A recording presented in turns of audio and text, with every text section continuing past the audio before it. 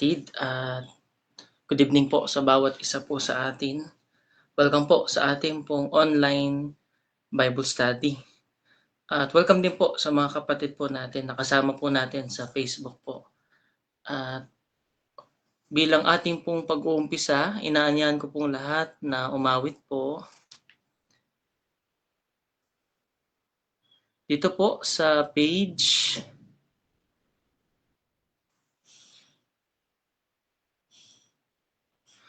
46 po, doon sa krus.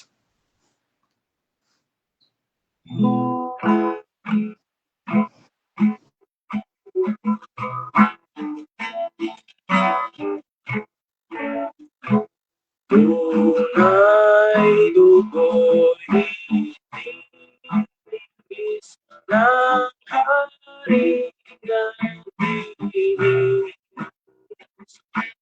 Buhay ni sadyang ipanis ng taong puliso. Doon sa krus, walang gaynamasdan, at ang higit kong puso'y naibsan.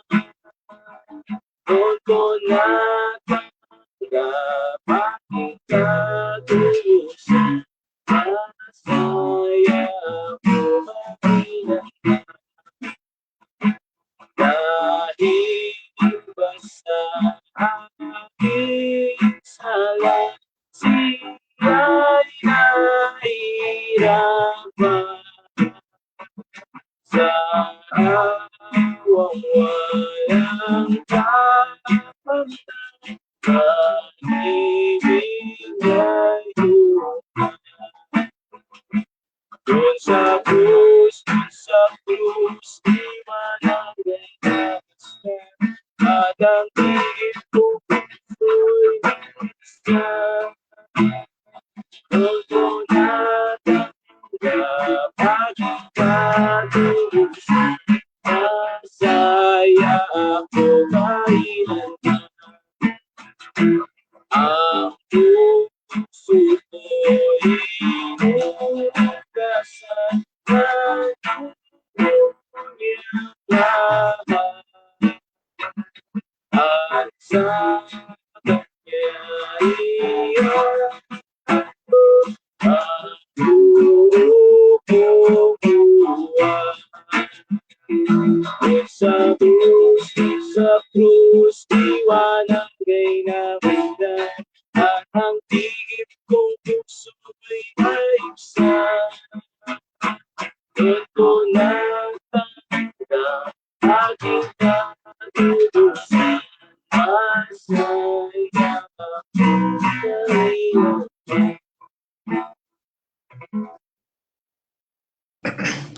Maraming salamat po sa ating pong inawit at purihin po ang Diyos. At minsan pa po tayong umawit dito po sa 135. Ako ay iyo, O Panginoon. Bago po tayo manalangin po.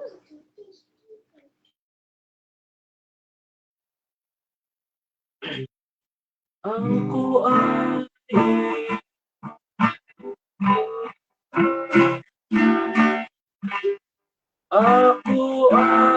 iyong tinigugin, adya sa pag-ibig.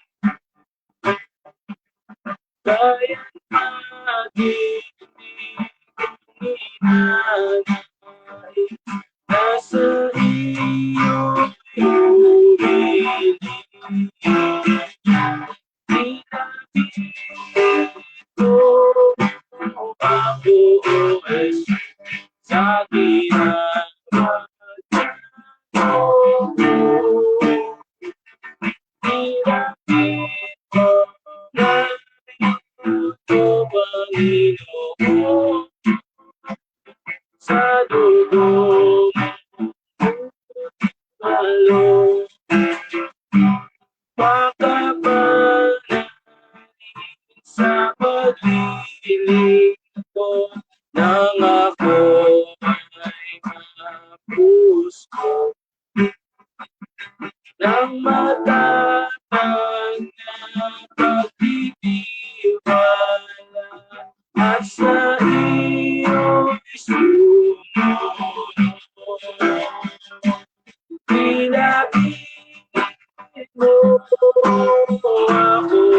Jesus, sa ginagawa mo. Pinakit mo na iyong Panginoon, sa dugo mong dumalo. May kalahiman ang iyong pag-ibig na di ko pamalihin. Ngunit ang iyong di ko matanggap sa bakong kapatid. Pinakit mo ako, Jesus, sa pinagmamalasakit mo.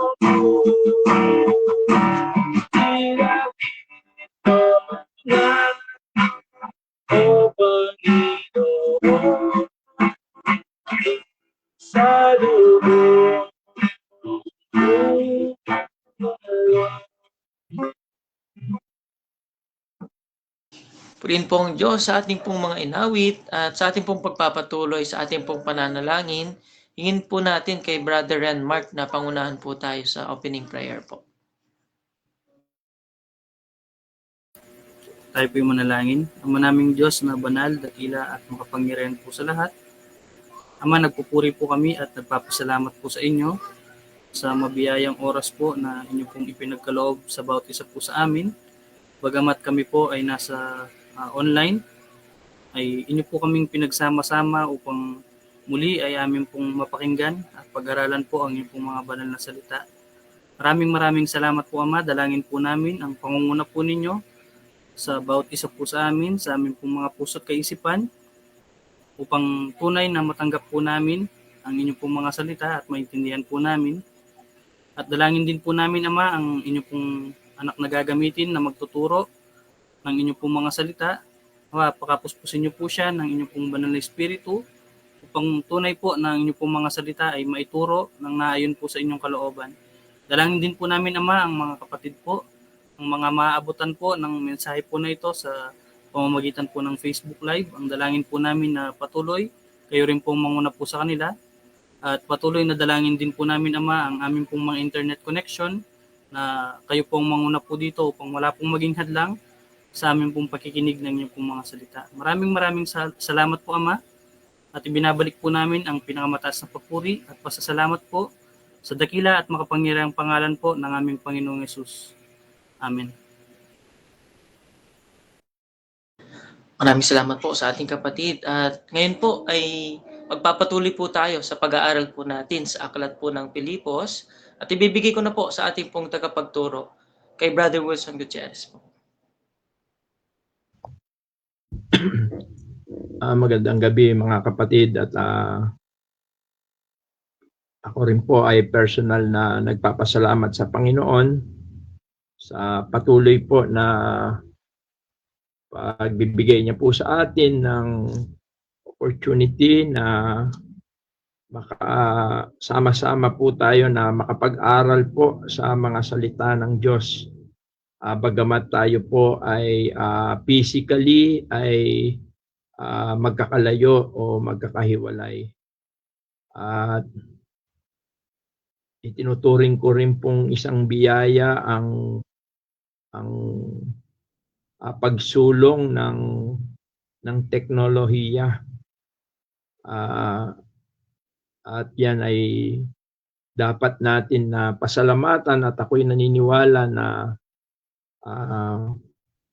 ito na rin yung pinakamagandang magawa natin na gamitin yung technology sa Panginoon sa ganitong kaparaanan at sa marami pang kaparaanan.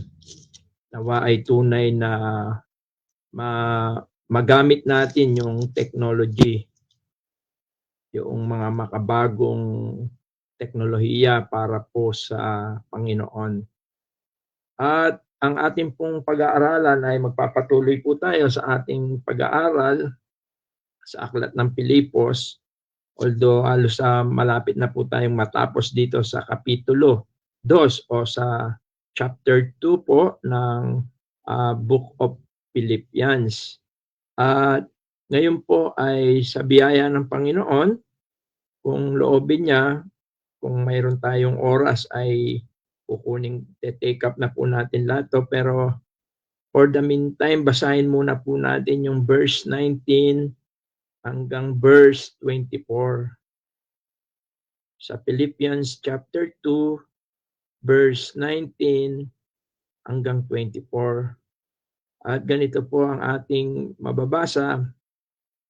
Datapwat inaasahan ko sa Panginoong Yesus na suguing madali sa inyo si Timoteo upang ako naman ay mapanatag pagkaalam ko ng inyong kalagayan, sapagkat walang taong katulad ko ang pag-iisip na magmamalasakit na totoo sa iyong kalagayan, sapagkat pinagsisikapan nilang lahat ang sa kanilang sarili, hindi ang mga bagay ni Jesucristo. Ngunit nalalaman ninyo ang pagkasubok sa Kanya na gaya ng paglilingkod ng anak sa ama, ay gayon naglilingkod siyang kasama ko sa ikalalaganap ng Ebanghelyo. Siya ang aking inaasahang suguin madali pagkakita ko kung ano ang mangyayari sa akin. Datapwat umaasa ako sa Panginoon na di ay makakarating din naman akong madali. Pagpalain po ng Panginoong Diyos ang pagkabasa po ng kanyang mga salita at tayo po ay saglit na manalangin. Amang banal na nasa langit, lubos ka po naming pinupuri at pinasasalamatan po sa patuloy na pagbibigay niyo po sa amin ng oras, panahon, upang kami po ay magkasama-sama bilang mga anak mo at bilang isang lokal na iglesia sa pag-aaral po ng iyong mga salita. Dalangin po namin na patuloy na pangunahan mo po kami. Ikaw po ang siyang magbigay ng katalinuhan, pagkaunawa sa iyong mga salita upang ito po ay lubos na magliwanag sa aming mga puso at ito ay aming maging pamantayan sa aming buhay bilang mga anak mo, sa aming paglilingkod at pagpupuri at pagsamba sa iyo pong banal na harapan. Pagpalain mo po, O Diyos, ang oras na ito. Pagpalain mo po ang bawat mga kapatiran at ang bawat tahanan. Ang lahat po ng ito ay amin pong samo at dalangin sa makapangyarihang pangalan po ng iyong bugtong na anak na si Jesus. Amen. At bilang introduction po dito sa ating pag-aaral, kung mapapansin po natin, ang mga bagay na ating pong natunghayan simula dito sa 19 hanggang verse 24 ay may kinalaman po sa plano ni Apostol Pablo. At ano po ang plano po na ito? Ang plano po niya ay ang suguin. Makikita po natin sa verse 19, si Timoteo. Yan po ang kanyang plano. At hindi lamang po, makikita rin natin sa verse 23 ay inulit niya. Siya nga ang aking inaasahang suguin madali pagkakita ko kung ano ang mangyayari sa akin. At hindi lamang po yung plano po niya na suguin si Pablo. At plano din po niya kung mamarapatin ng Panginoon na siya po ay maabsuelto sa kanyang pagkakabilanggo, sabi niya sa verse 24, balak din po niya mag-travel. At ang sabi po niya, datapwat, verse 24 po, datapwat umaasa ako sa Panginoon na diay makakarating din naman akong madali. Kaya dito po sa mga talatang ito ay maliwanag po na kung titignan natin, ito ay mga paunang pagsasabi sa mga taga-Pilipos ang nakapatungkol po sa pagbabiyahe nila pagbalik sa Pilipos o papuntang Pilipos. At kung titignan po natin, ganun din ang plano po niya kay Epaprodito. Dito po sa verse 25, sinasabi niya, ngunit inaakala kong kailangan suguin sa inyo si Epaprodito na aking kapatid at kamanggagawa at kapwa-kawal at inyong sugo at katiwala sa aking kailangan. Kaya po nakasama niya po roon si Epaprodito dahil siya po ay pinapunta ng mga kapatid sa Pilipos. Sabi sa verse 26, yamang siya'y nananabik sa inyong lahat. At totoong siya'y namanglaw sapagkat inyong nabalitaan na siya'y may sakit. Katotohanan ngang nagkasakit siya ng malapit na sa kamatayan. Ngunit kinahabagan siya ng Diyos at hindi lamang siya kundi pati ako upang ako'y wag magkaroon ng sapin-saping kalumbayan. Siya nga'y sinugo kung may malaking pagpipilit. Yun po yung ano niya, no? Ibig sabihin, nakaplano na, meron na silang communication. At ang sabi po rito, upang pagkakitang muli ninyo sa Kanya, kayo'y mga galak at ako'y mabawasan ng kalumbayan. Tanggapin nga ninyo siya sa Panginoon ng buong galak at ang gayon ay papurihan ninyo. Sapagkat, ito po yung reason ni Paul, no? Sapagkat dahil sa pagpapagal kay Kristo ay nalapit siya sa kamatayan na isinasapanganib ang kanyang buhay upang punan ang kakulangan sa inyong paglilingkod sa akin. Kaya kung titignan po natin, ito po yung laman noong sulat o ito po yung laman ng ating binasa, may kinalaman po sa plano ni Apostol Pablo na suguin si Timoteo, suguin si Epaprodito, at kung may pagkakataon, siya rin po ay maglalakbay, magta-travel din po from Rome to doon po sa Jerusalem o from doon sa Pilipos, sorry po. Kaya yan yung ating makikita.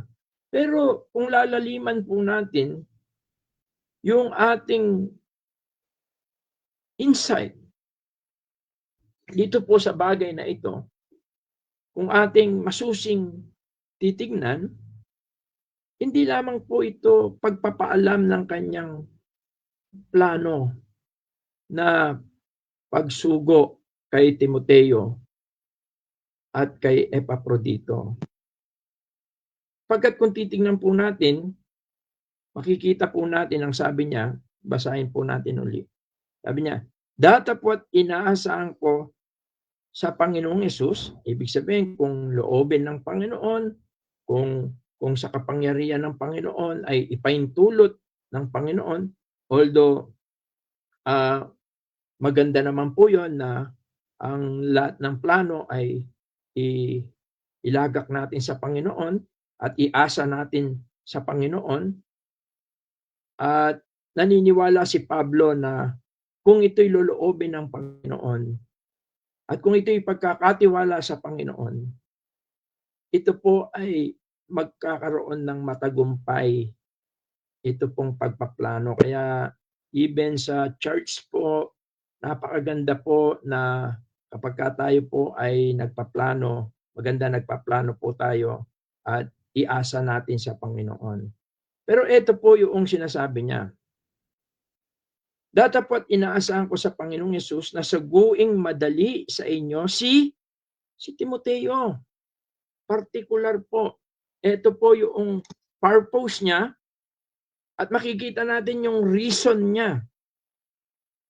Bakit gusto niyang suguin si Timoteo?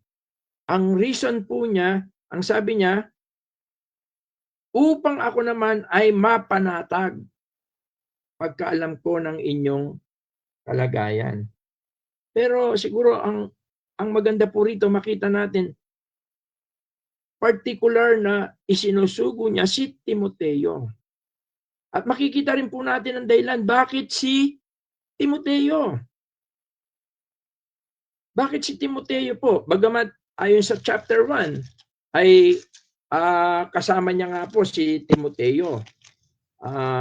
Kaya nga po dito sa kanyang sulat, sabi niya si Pablo at si Timoteo na mga alipin ni Kristo Jesus at sa lahat ng mga banal kay Kristo Jesus na nga sa Pilipos pati ng mga obispo at ng mga diakono. Pero merong malalim na dahilan si Pablo.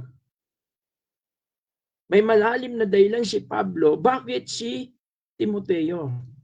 At ang malalim na dahilan na yan ay makikita natin sa susunod na versikulo.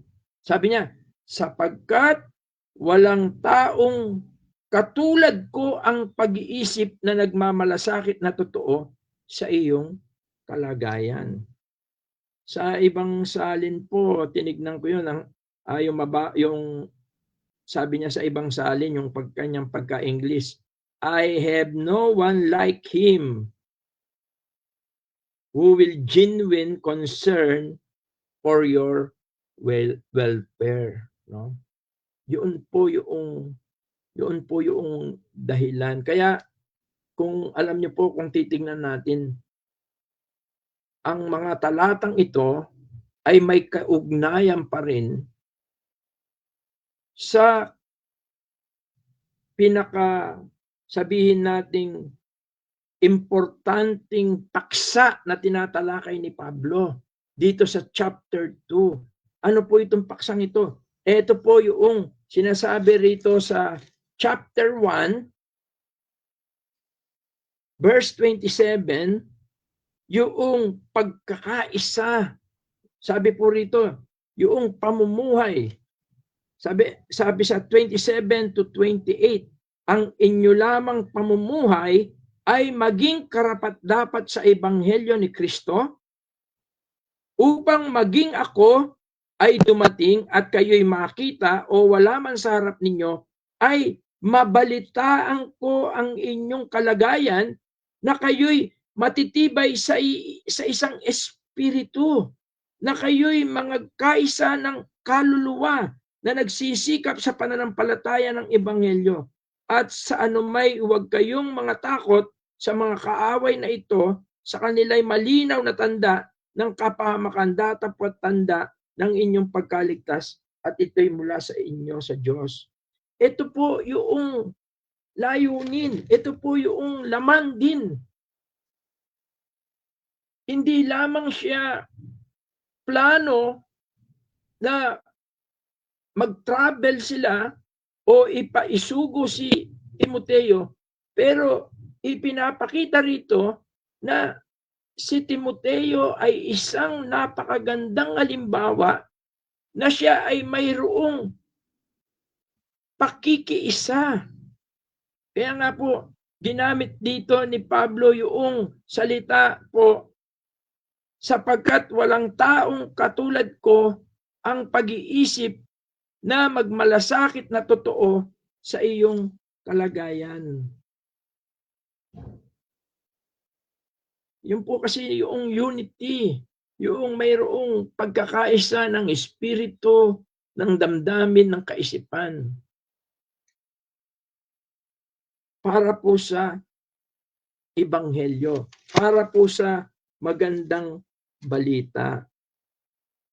Kaya doon din po sa chapter 2, verse 3 and 4, sa ating nagdaang pag-aaral, para makamit natin itong pagkakaisa na ito, kailangan po ay huwag tayong maging selfish o self-centered. Ang sabi po niya dito, balikan, kumbaga parang nagre-review lang po tayo rito.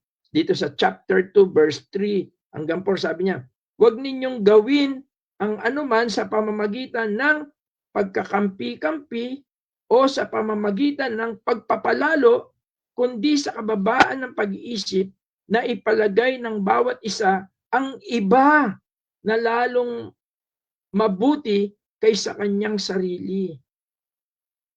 Huwag tignan ng bawat isa sa inyo ang sa kanyang sarili, kundi ang bawat isa naman ay sa iba. Kaya ito po yung kung titignan natin, si Pablo, yun yung character niya, yun yung katangian niya, yun yung spiritual life niya. Siya po ay mayroong katulad ng damdamin. Although sa mababaw na salin, ginamit po dito, ang sabi po dito sa Filipos Kapitulo 2, verse 20, wala nang higit sa kanya sa pakikiisa sa aking damdamin at pagmamalasakit para sa inyong kapakanan. Kaya si Timoteo po ay ginamit niyang example, model. Una po ay ang ating Panginoong Hesus. Yung kanyang pagpakababa. Yun po yung, ang ibig sabihin noon ay yung binibigay natin yung importansya ng iba kaysa sa ating sarili. Yun po yung tunay na pagpapakababa. At yun ang ating Panginoon. At ngayon, si Pablo ay binibigyan niyang isang modelo, halimbawa, na mayroong ganitong katangian na nakikiisa siya at hindi po siya self-centered. Kaya dito po sa binasa natin dito sa chapter 2, tingnan po natin yung mga self-centered po rito. Sabi niya, let nothing be done through strife, vainglory. Huwag ninyong gawin ang anumang sa pamagitan ng pagkakampi-kampi, sa pamagitan ng pagpapalalo, kundi sa kababaan ng pag-iisip na ipalagay ng bawat isa ang iba na lalong mabuti kaysa kanyang sarili. Ang ibig sabihin po, yung interest, at yan yung sinasabi rito ni Apostol Pablo tungkol po kay Timoteo. Ang sabi po niya, bakit si Timoteo ang kanyang gustong ipadala? Sabi niya, sapagkat, verse 20, walang taong katulad ko ang pag-iisip na magmamalasakit na totoo. Pansinin po natin yung totoo. Although sa ibang salin, ginamit yung genuine. Sabi niya, I have no one like him who will genuine concern for your welfare. Mahalaga po kasi yung authenticity, yung totoo. Important po yun. Hindi po siya fake concern. Yung concern ay totoo. At ito yung tunay. Yung bunga ng pagmamahal. Madali. Meron po kasing mga fake. Minsan hindi totoo yung kanilang pagmamahal. Ganyan din po ang sinabi ni Pablo sa 2 Corinthians chapter 8, verse 8.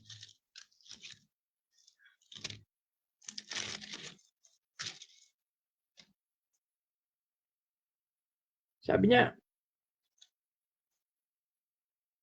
hindi ako nangungusap na tulad sa nag-uutos, kundi gaya ng sumusubok sa pamamagitan ng kasipagan ng iba at ang katapatan ng inyong pag-ibig. Sabi niya, I speak not by commandment, but by occasion of the forwardness of others, and to prove the sincerity of your love. At alam naman po natin kung ano po ang nakapatungkol po rito sa chapter 8. Ito ay may kinalaman po sa Iglesia ng Macedonia. Sa kabila ng kanilang karukaan, sa kabila ng sila'y dumaranas din ng pagsubok, pero dahil sa kanilang tunay na pagmamahal, tunay na malasakit, sila ay buong puso na ibinigay hindi lamang ang kanilang mga sarili. Kaya po, ito po yung mahalaga na makita natin.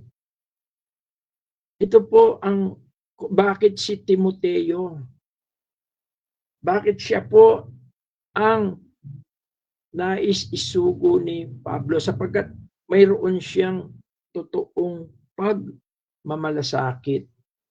Ganyan din ang mababasa po natin dun sa Romans chapter 12 verse 9.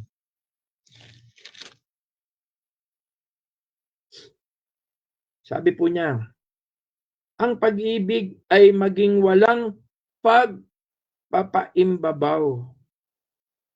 Kaapuotan ninyo ang masama, makisanib kayo sa mabuti.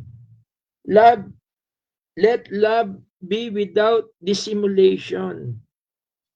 Yung pagkukunwari. Kaya nga, do not love in words. Love is a verb, action.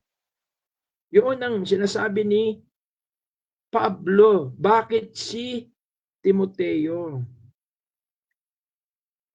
At ang genuine faith, importante yan. At yung genuine love, ang sabi ni Pablo kay Timoteo mismo, no? 1 Timothy chapter 1 verse 5. Yan ay pinaalalahanan din ni Pablo si Timoteo.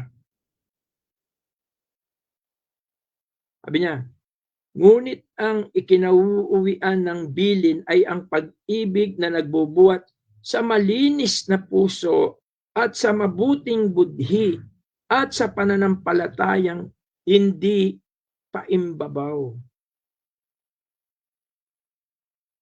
Basahin ko po sa English, sabi niya, now, the end of the commandment is charity out of a pure heart and of a good conscience and of faithful and pain. Napakalaga po ng bagay na ito sapagkat ayon po dito sa ating pinag-aaralan, yan ang dahilan why Paul commend Timothy. Bakit po niya siya yung ipinili na suguin? At yung reason niya ay ayon po rito, makikita natin, yun po yung mahalaga kasi yung totoo, genuine.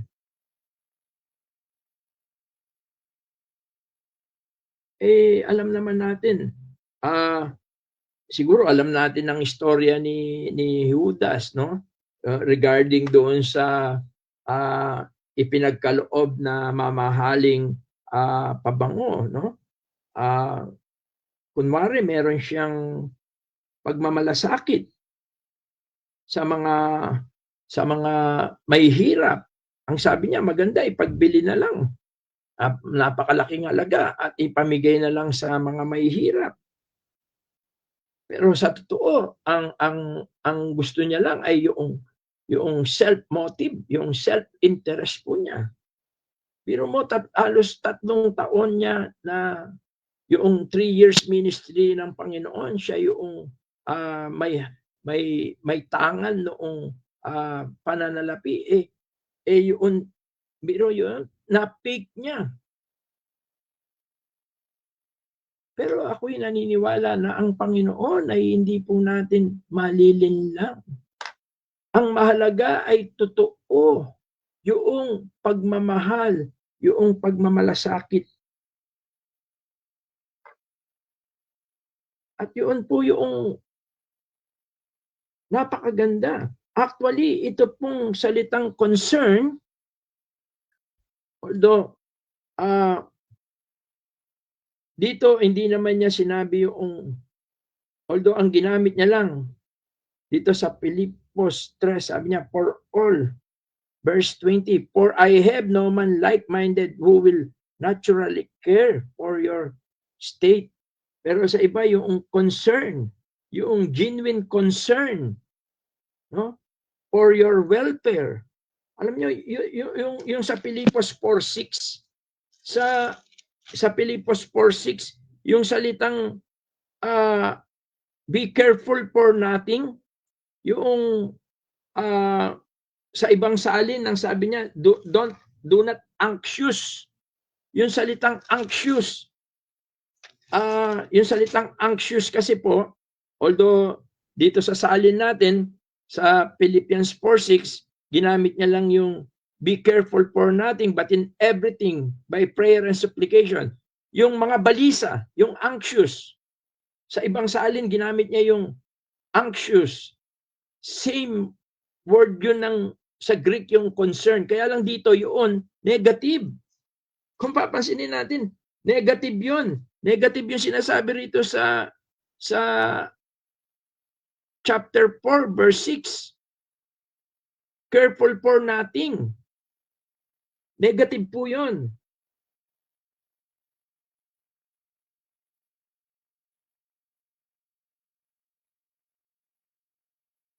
Pero yung sinasabi po doon, kumbaga sa iba, yung doon sa concern, yung anxious, merhinon sa Greek, sabi niya, don't be anxious about. No? Negative po yun. Pero yung ginamit doon na don't be anxious about your welfare for others, positive po yun. Kaya kung titingnan natin, dito sa Philippians 2:20, positive. Doon sa Philippians 4:6, negative. Kasi parang ganito po yan. Parang minsan sinasabi natin, limbawa po, para tayong nag-aalala, no? Nag-aalala tayo sa, sabihin na natin, sa gawain ng Panginoon. Nag-aalala tayo sa mga kapatiran. Nag-aalala tayo. Ano yun? Positive yun. Kailan nagiging negative ito? Tingnan po natin. Una, nagiging positive po siya kapag ka po ang pag-alala natin ay bunga ng pagmamahal natin. Positive po yun. Ang opposite nun, yung nag-aalala ka, governed by fear. Yung pagkatakot lang.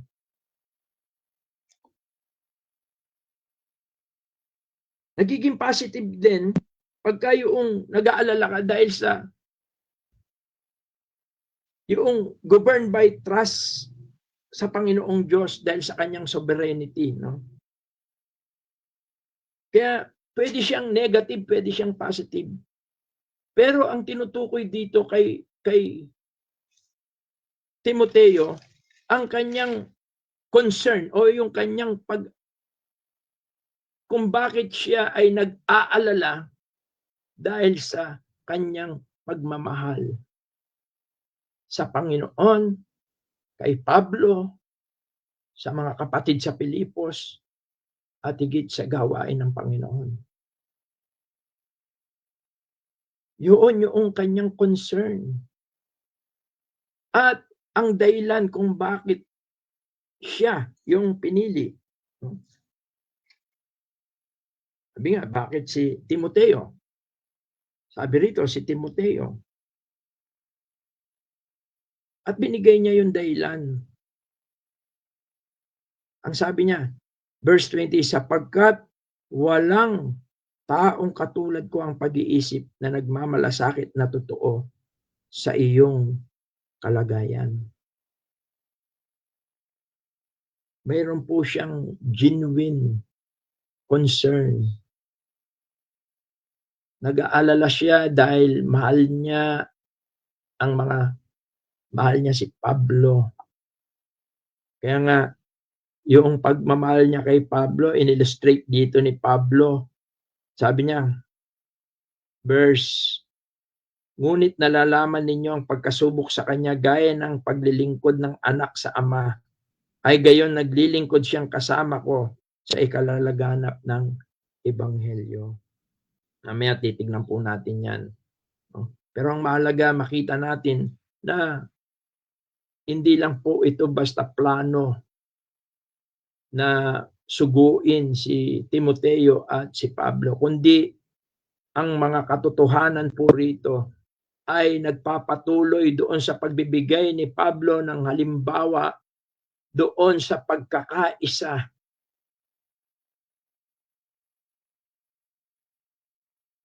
na may katatagan, may katapangan para sa pagpapalaganap, pangangaral ng magandang balita ng kaligtasan. Kaya yun po yung nais ni Pablo na ipakita po sa tulong ng Espiritu Santo sa iglesia sa Pilipos at ganun din sa panahon po natin. Kaya kinokomment niya. Sinabi rin po rito, ang sabi po niya, sa 21, sapagkat sabi niya, pinagsisikapan nilang lahat. Pansinin po natin yan. Mamaya bigyan din natin yung lahat kung sino po yung tinutukoy po dyan. No? Sapagkat pinagsisikapan nilang lahat ang sa kanilang sarili. Yung selfish ambition, yung selfishness, yung self-motivation, motive. Yun po yung. Pero ang sabi niya, sapagkat pinagsisikapan nilang lahat ang sa kanilang sarili. Sa kanilang sarili. Hindi ang mga bagay ni Jesucristo. Ang sabi po doon sa salin na English, for they all seek their own interests, not those of Jesus Christ. Mahalaga na makita rin natin ano ba yung interest of Jesus Christ. Ano po ba yung sinasabi po rito na yung mga bagay ni Jesucristo? Sabi po kasi sa English, for all seek their own. Yung selfishness yun eh. Not the things which are Jesus Christ. Ano po ba sa palagay natin yung mga things of Jesus Christ? Ano po ba yung interest of Jesus Christ? Although, siguro tignan po natin dito sa Pilipos. Una, tignan muna natin yung verse 8 ng chapter 1. Makikita po natin dito, unti-unti makikita natin kung ano po yung layunin, nais, interest, gusto, no, ng ating Panginoon. Sabi po rito sa verse 8, sapagkat saksi ko ang Diyos kung gaano ang pananabik ko sa inyong lahat sa mainawang abag ni Kristo Jesus. Sabi niya, for God is my record, how greatly I long after you all in the bowels of Jesus Christ. Sa mainawang abag ni Kristo Jesus. Una, gusto ko pong makita natin ang interes po ng ating Panginoon at kung itutuloy natin dito sa chapter 1, verse 9 hanggang 11, ang sabi niya, at ito'y idinadalangin ko na ang inyong pag-ibig ay lalo-lalo pang sumagana nawa sa kaalaman at sa lahat ng pagkakilala, upang inyong kilalanin ang mga bagay na magagaling, upang kayo'y maging mga tapat at walang kapintasan hanggang sa kaarawan ni Kristo, na mga puspos ng bunga ng kabanalan na ito'y sa pamamagitan ni Jesucristo sa ikalulwalhati at ikapupuri ng Diyos. Ito po yung interest of Jesus Christ. Ito po yung mga nais, mga bagay na gusto ng Panginoon. Ito'y walang iba kundi ang Pilipos, ang iglesia, ang church ay mapuspos ng pag-ibig, kaalaman, pagkakilala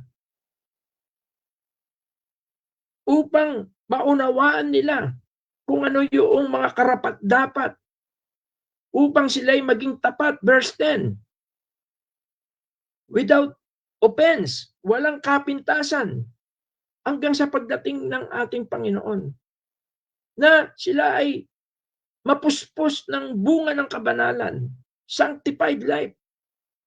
Ito po yung interest ng Panginoon.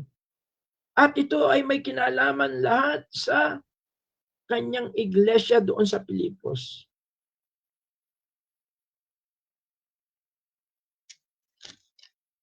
The interest of Jesus Christ is about the church.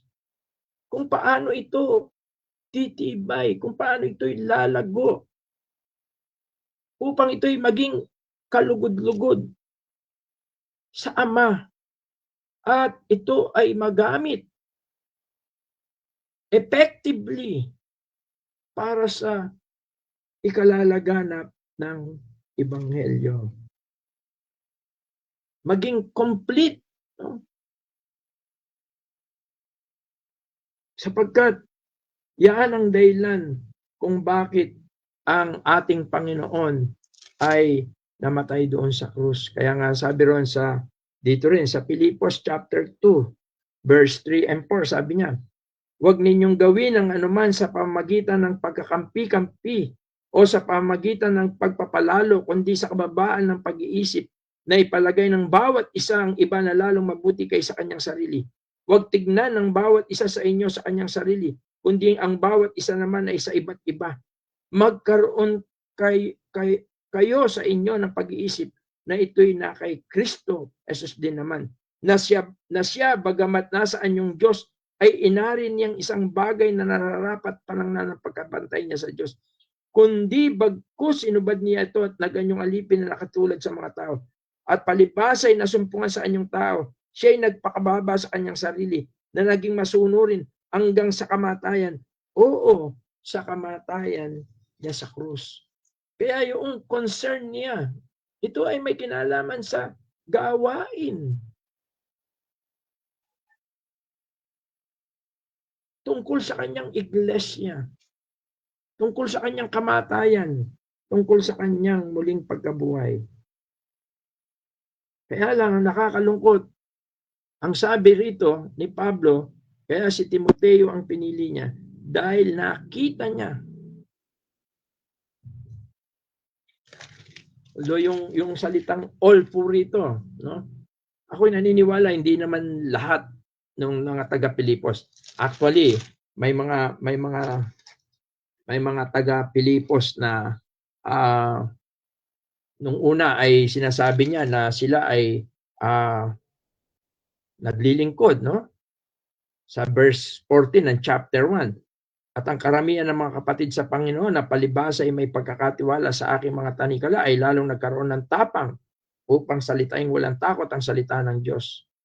Tunay na ipinangaral ng iba si Kristo sa kapanagalian at sa pakikipagtalo at ng mga iba naman sa mabubuting kalooban.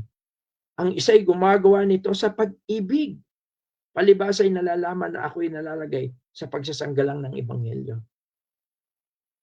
Hindi, ako'y naniniwala, yung all dito, hindi naman ibig sabihin lahat ng taga-Pilipos.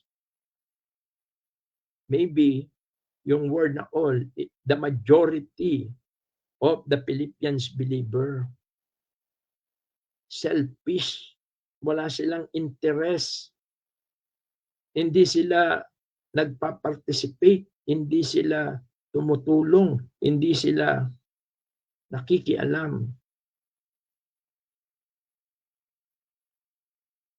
kung bakit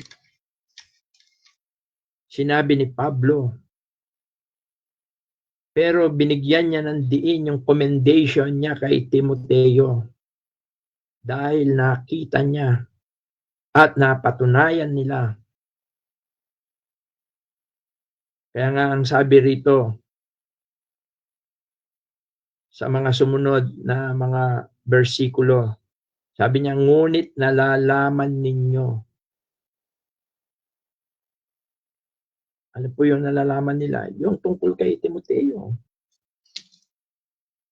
Although si Timothy po ay kung titingnan po natin dito sa Acts 16, 1 to 3, ito po yung panahon na sa Gawa, chapter 16, 1 to 3. Ito po yung panahon na siya po ay sa panahon pa lang na ito ay nakakitaan na po siya ng pagmamahal at pagmamalasakit sa gawain ng Panginoon at sa mga bagay tungkol sa Panginoon. Sa Acts 16, 1 to 3, sabi niya, at siya ay naparoon din naman sa Derbe. Ang tinutukoy po rito ay si Pablo at si Silas. At sa Listra, at naroon ng isang alagad na nagngangalang Timoteo. Isipin niyo, siya ay characterized na disciple. Hindi sinabi rito kapatid o believer, mananampalataya. Ang sinabi rito ay alagad. Then came to Derbe and Lystra, and behold, a certain disciple. Alam naman natin po yung character o yung disciple. Meron siyang supreme love for Christ. Denying of self-interest and self. Siya po ay kinakitaan na sa mga panahon na ito. At sa unang Korinto, chapter 4, bilang pagtingin, pagbalik tanaw kay Timoteo, chapter 4, verse 16 to 17, ang sabi po rito, ipinamamanig ko nga sa inyo na kayo'y maging mga tagatulad sa akin. Dahil dito'y aking sinugo sa inyo si Timoteo, na aking minamahal at tapat na anak sa Panginoon, na siya ang sa inyo'y magpapaalala ng aking mga daang na nga kay Kristo, gaya ng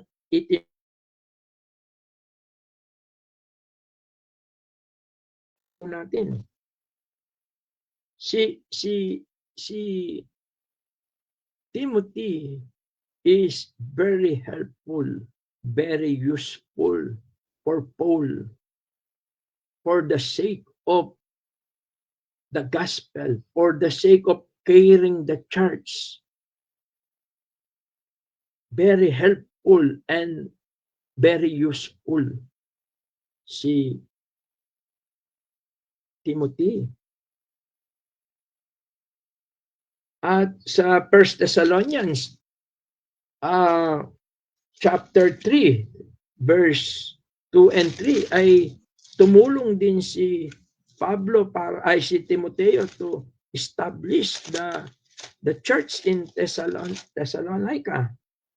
1 Thessalonians chapter 3 verse 2 and 3, sabi po rito, at aming sinugo si Timoteo na aming kapatid at ministro ng Diyos sa Ebanghelyo ni Kristo upang kayo'y kanyang patibayin at aliwin tungkol sa inyong pananampalataya, upang ang sino man ay huwag mabagabag sa pamamagitan ng mga kapigatiang ito, sapagkat kayo rin ang nangakaalam na itinalaga kami sa bagay na ito.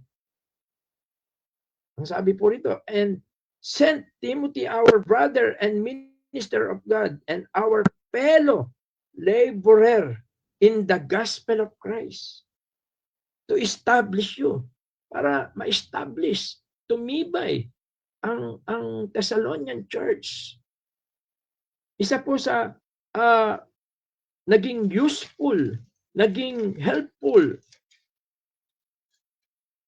si Timothy sa gawain doon sa Thessalonica. At dito rin sa Pilipos, nais ni Pablo na ipadala si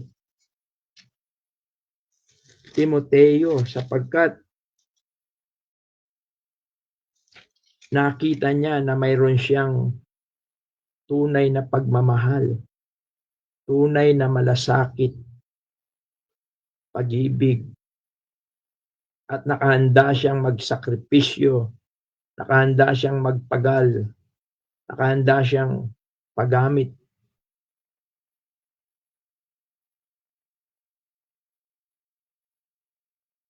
They did not use Paul, but Paul used Timothy for the sake of the gospel. Yun yung sinasabi niya rito, but you know the proof of him. Merong proof, merong bunga, merong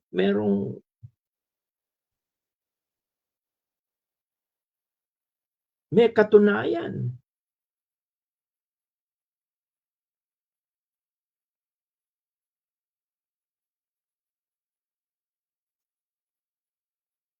Although, meron pong arguments din po dito. Actually, nag-rise sa mind ko po ito. Kasi dito po, bago ako magwakas, kasi po ang sabi po dito ni Pablo, sapagkat ang ating pong tinatalakay ay may kinalaman po sa pagiging other-centered, no? Hindi self-centered, hindi yung personal na kapakinabangan, hindi po yon. Pero dito po kasi si Pablo, nung suguin niya si Timoteo, ang isang reason niya ay kung sa first glimpse, parang personal. Kasi sabi po niya, datapwat inaasahan ko sa Panginoong Yesus na suguing madali sa inyo si Timoteo upang ako naman ay mapanatag. Parang yung reason niya ay personal. No? Hindi kaya personal yung dahilan ni Pablo bakit sa kanyang sariling comfort, kasi dito sa verse 19 ginamit yung be of good comfort, sabi niya. But I trust in the Lord Jesus to send Timotheus shortly unto you, that I also may be of good comfort. Although sa iba ginamit yung joy. No?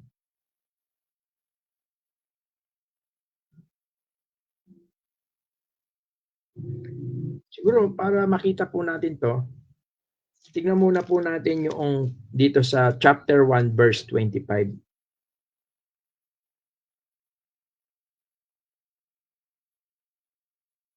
Okay. Kasi ito po yung parang makikita natin yung bakit nagpapatuloy si Pablo. Sabi niya dito sa 25.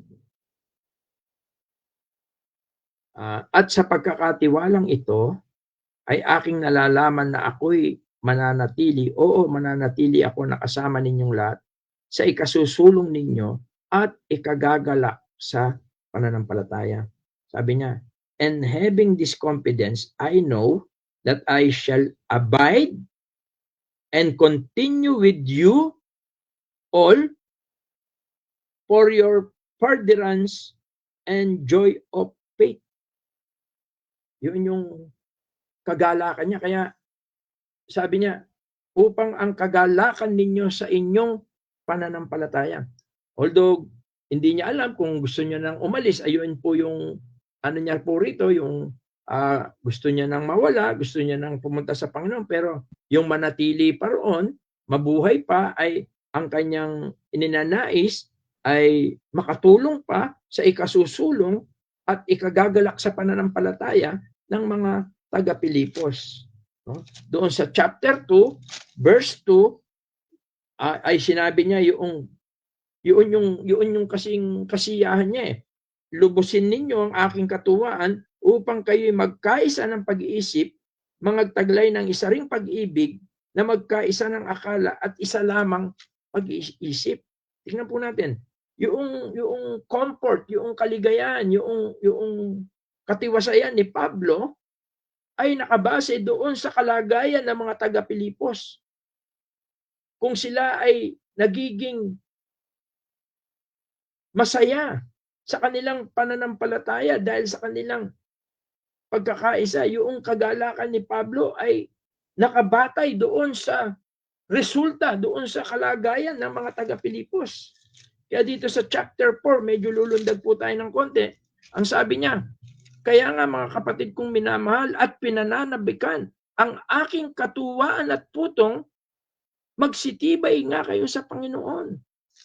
Kaya yung sinasabi rito ni Pablo na gusto niyang ipadala si Timoteo sa Pilipos, sabi niya, para siya ay ma-comfort, para siya ay magalak, para siya ay mapanatag, matanggal yung kanyang pag-alala, no? Yung pag-alala, yung concern na may pagmamahal sa mga taga-Pilipos.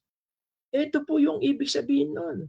Mapanatag pagkaalam ko ng inyong kalagayan. Kaya yung pong comfort, yung kapanatagan ni Pablo, hindi niya personal po yun. Kundi ang kanyang kagalakan ay bunga na makita niya ang mga taga-Pilipos na sila ay lumalago, nagkakaisa, nagmamahalan, nagtutulungan, side by side, to furtherance of the gospel.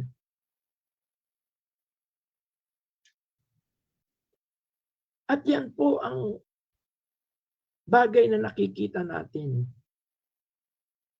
Kung saan po ang nais ng Panginoon dito sa pag-aaral natin na ito, na masumpungan niya ang ating iglesia,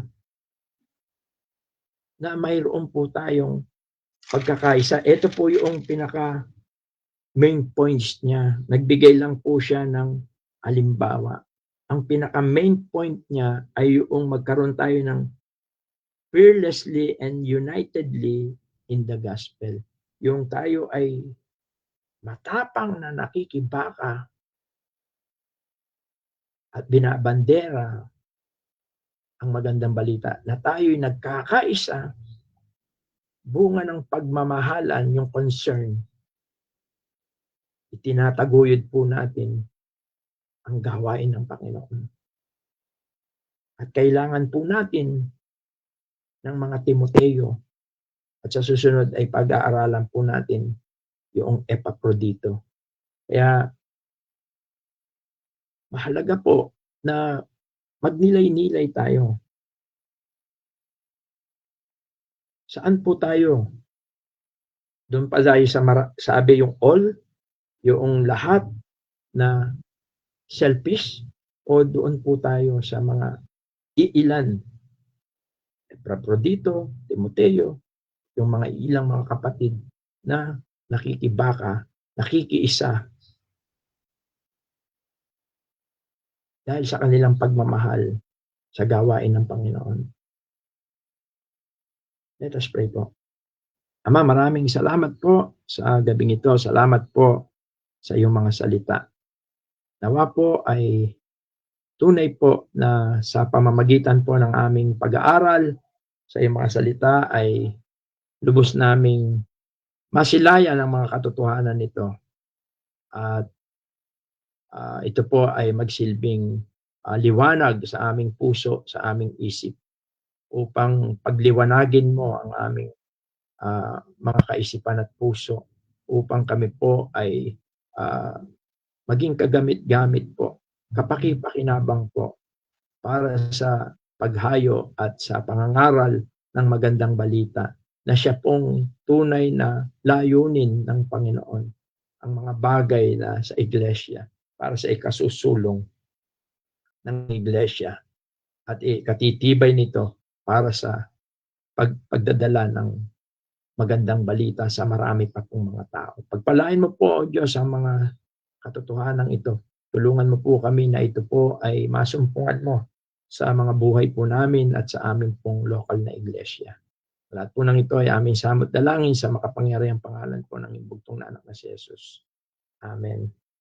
Lord willing po ay itutuloy po natin yung hindi ko po na matapos dahil oras na rin po.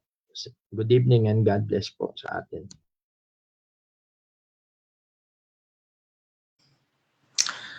Maraming salamat po sa naging pag-aaral po natin sa mga salita po ng Diyos. At dahil tayo po ay nasa ating pong pag-aaral, ay open po ang bawat isa para sa mga katanungan po. Pwede po tayong mag-open ng ating microphone at makapagtanong po tayo about po sa ating pong napag-aralan. Sige po, open na po tayo para po sa ating pong question and answer po.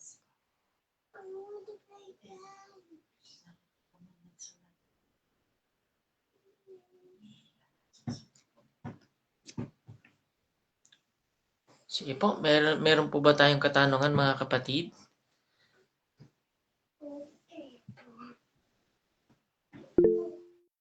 Sige po, Sister Kay.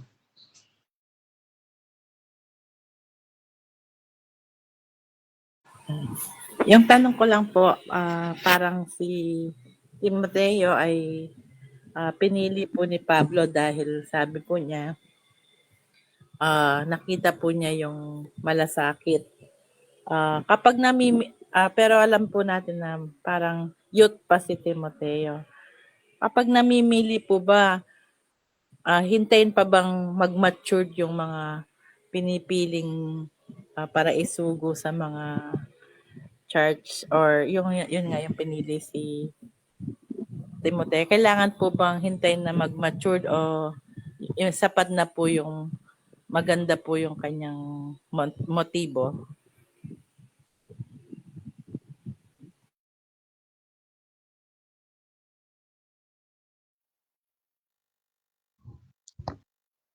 Okay, doon sa katanungan po ng ating kapatid, mahalaga na mag-mature din naman ang isang mananampalataya para siya ay mabigyan ng mga responsibilidad at tungkulin o sabihin natin na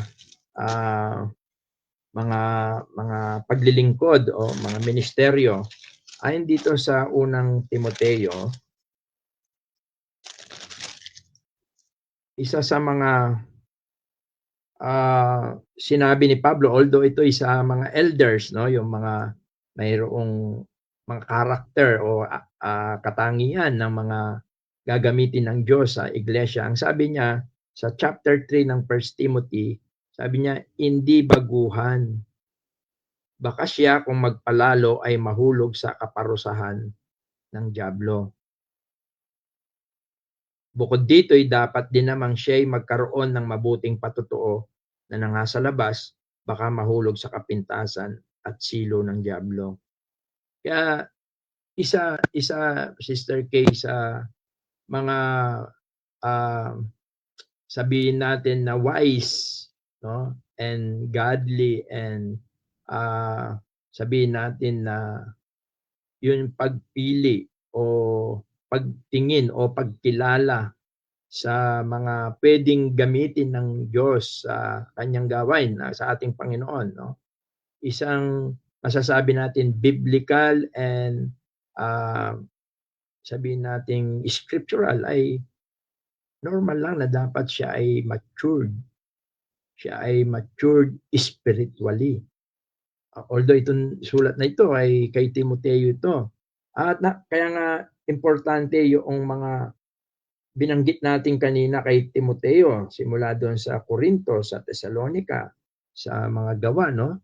Siya ay alagad, ibig sabihin ay kinakitaan na siya ng ganoong katangian, no? Kaya sinama rin siya ni Pablo sa mga misyon, no? Although ah, makikita natin na mahalaga yung kanilang pagsulong, yung maturity.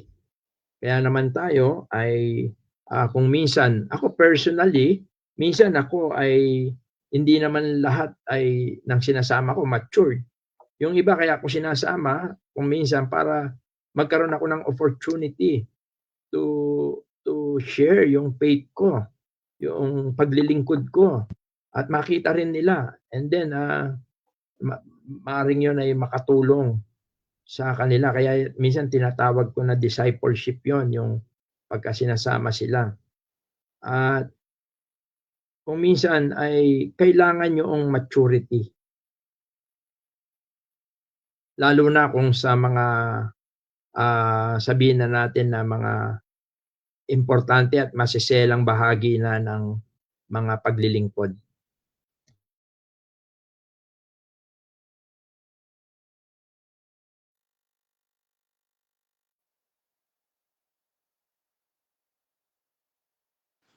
Yan, maraming salamat po sa kasagutan.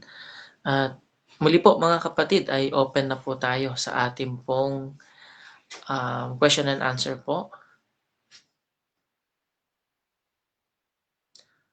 I-check ko lamang po sa ating pong Facebook Live po kung meron po tayong mga katanungan po.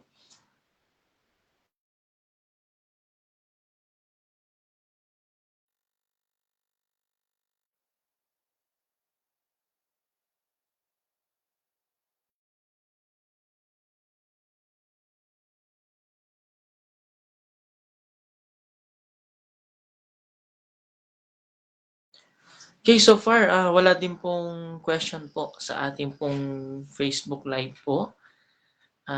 Sige po mga kapatid, last call po. Baka meron po tayong katanungan po.